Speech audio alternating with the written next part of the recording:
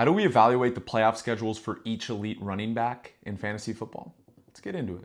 First off, you guys should not be playing a playoff game, a championship game in week 18. Players sit. It should always be, week 15 quarterfinal, week 16 semifinal, week 17 finals, right? You should not be playing past week 17 in fantasy football. Let's get that out of the way. Now, he does play Minnesota this week, Robinson, but he should still have a pretty good game. I mean, just look at what he's done. He had the 110 fantasy point game, but 25, 29, 21, 23, 23, 25. He's had an insane second half, and the Raiders are susceptible to a lot on defense. That's going to be the quarterfinals.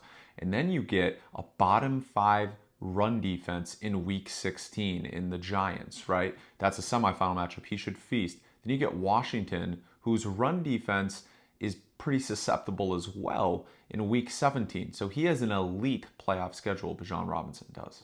Next, let's go into Jahmyr Gibbs. I really like the Buffalo and Chicago matchups in week 15 and 16 for Jahmyr Gibbs. Those are, Buffalo gives up a boatload of fantasy points to opposing running backs, and Chicago is bottom 10 in rushing yards per game given up, right? So those are two great matchups. In San Francisco in week 17, the championship game could be out of the race for the playoffs, which means they could just be playing backups, and Jahmyr Gibbs could go crazy in that game. Again, you have to remember, too, in week 17, the Lions might have already clinched the 1 seed, right? If the Eagles lose a game or two and the Lions win out up until that point, perhaps at some point they could be a half. It could be they could blow out the Niners. Those are stuff we have to consider, which is why no one should be playing in week 18, because the Lions will sit players in week 18. So will the Eagles. Saquon probably doesn't play in week 18, and that's why you got to play the fantasy matchups before week 18. Next, let's go into Josh Jacobs, who's been balling recently. All right, so he has Seattle in week 15. They've been better against the run recently, but still 21st against the run overall this season. But what I'm looking at is that semifinal matchup if you get there, right? That's an elite matchup. New Orleans is bottom 5 against the run. Minnesota's number 1 against the run, though. So you have Minnesota in the championship game is not an ideal matchup for Josh Jacobs, considering that's also going to be a game for playoff positioning, whichever is going to be the top wild card. Perhaps maybe they catch the Lions to one of those teams. I doubt it. That's probably going to be like who has the higher wild card seed and whatever, because they'll both make the playoffs. Still, I mean, Jacobs has a substantially tougher playoff schedule if we're just looking at Minnesota, and obviously Seattle's playing better against the run recently. He only has that semifinal game that's really an elite matchup.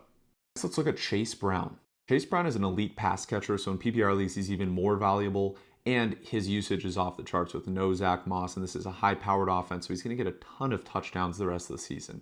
But let's look at the Week 15 matchup in the quarterfinals. Tennessee, 16th against the run.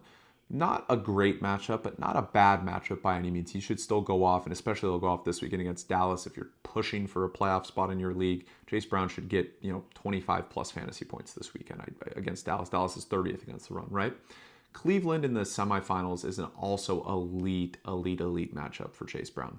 They are 23rd against the run. They've given up a boatload of fantasy points against opposing running backs in fantasy football. The problem is if you get to the finals, they play Denver. And Denver's dominant against the run, top 10 run defense. That's a tough matchup. So quarterfinals, semifinals should be okay with Chase Brown. But if you go to the finals, I wouldn't look for Chase Brown to be relied upon in that Week 17 matchup. Let me know what you guys think in the comments. Make sure to follow for part 2 of the series where I'll go into Kyren Williams, Derrick Henry, Saquon Barkley, and other elite running backs.